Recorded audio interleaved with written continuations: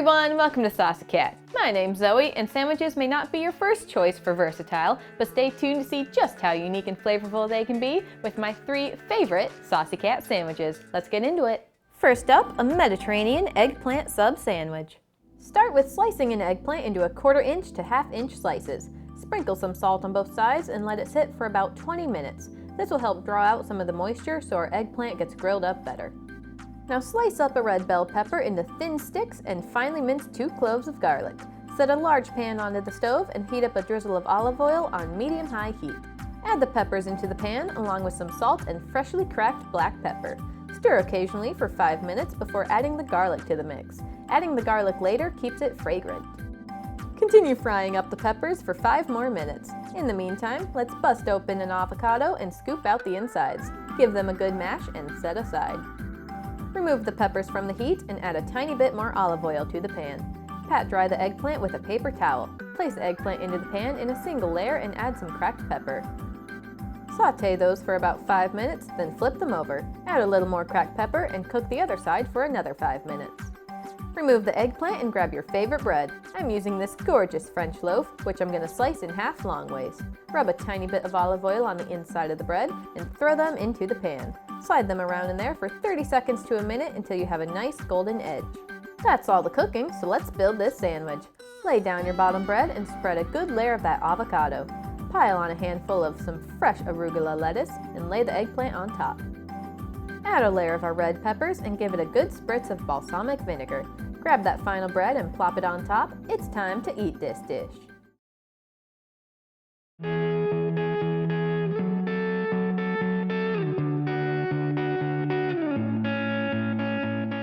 Now this is what I call a sandwich.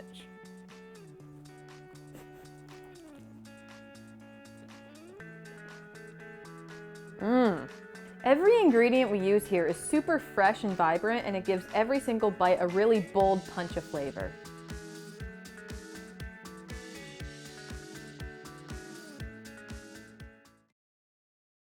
Now satisfy your burger cravings with some delicious black bean burgers. We'll start off with the most important part of the bean burger, the beans. Take out a can of black beans and drain it out completely. I let mine sit over the sink for a couple of minutes. The more liquid that's left in there, the less likely our patties will stay together. Now take out a food processor and add in 1 carrot, half an onion, and a yellow bell pepper. Spice it up with some salt, pepper, and minced garlic. Give that a good blend until everything is smooth, then add in your beans. Give it a couple extra pulses so the beans get chopped but not completely blended. Now to give the burger a little substance along with a nice health bonus, we're going to add in some cooked quinoa. Add the quinoa and our blended beans into a bowl and give it all a good mix. It's still a little too soft to make a patty right now, but some panko breadcrumbs will fix that. Mix until everything is thoroughly combined and get out some lined baking sheets. It's patty time. Grab about a 1/3 cup of the mix and form it into a ball. Now place it on your baking sheet and gently press it down into a circle about a 1/2 inch thick. There's a little bit of an art to it, but after a few you'll be cruising through these. With a batch this size, you can usually get anywhere between 10 to 12 burgers. With our patties formed, throw them into the fridge for 1 hour. Chilling the burgers will help them stiffen up.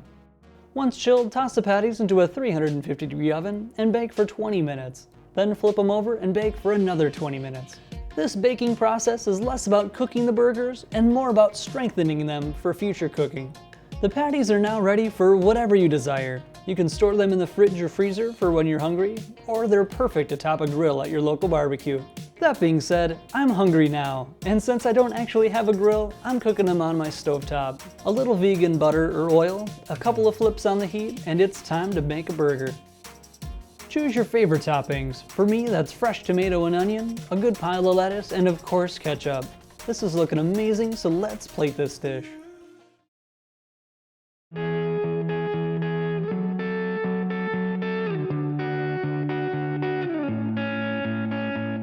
Look at all of these layers of deliciousness. Growing up, I ate burgers all the time, and this burger here does not miss a beat.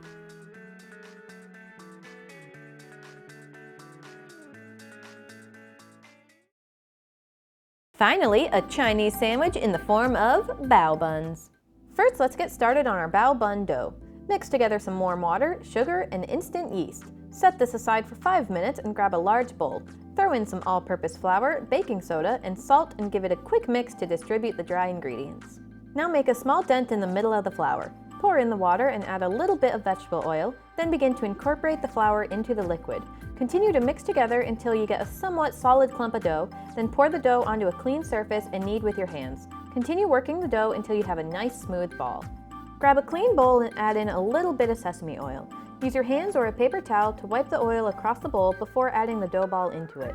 Cover the top in plastic wrap and let the dough rise at room temperature for 2 hours. Once 2 hours is up, take your dough onto a floured surface and divide into 2 halves. Take the first half and roll it into a long cylinder. Using a knife, divide the cylinder into small 1.5 to 2 inch chunks. Do the same with the other dough half. Working one chunk at a time, roll it into a small even ball and gently flatten it with your palm. Then, using a rolling pin, flatten the ball into a circular sheet about 1/4 inch thick. Continue with the rest of the dough. Lay the dough sheets onto a parchment paper single file.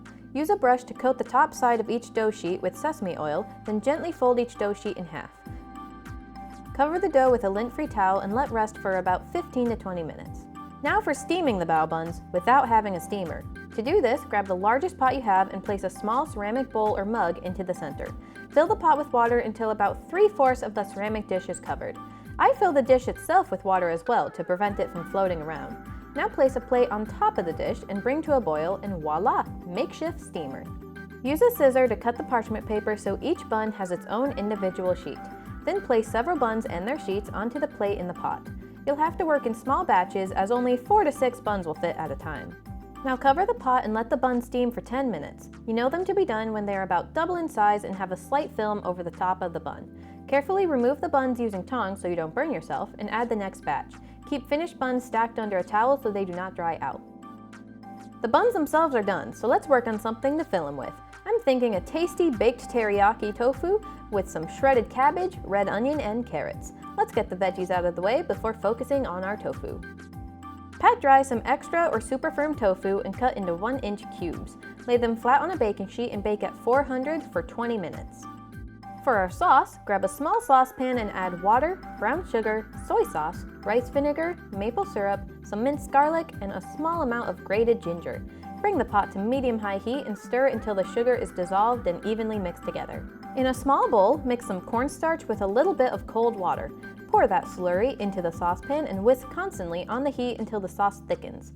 Mix in the baked tofu until it's all evenly coated, then set aside. Now let's grab our bao buns, stuff in our shredded veggies and tofu, and let's plate this dish.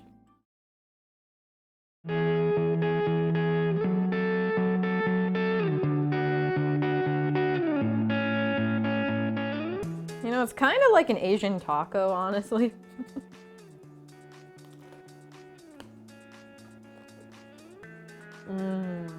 There was no doubt the tofu was going to be amazing, but these buns are such a great way to hold everything together.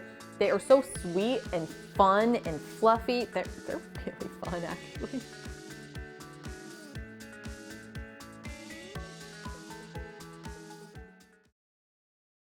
Well, that's going to do it for today. Let me know what your favorite sandwiches are down in the comments. Like and subscribe for more. Thanks so much for watching, and I'll see you next time on Saucy Cat.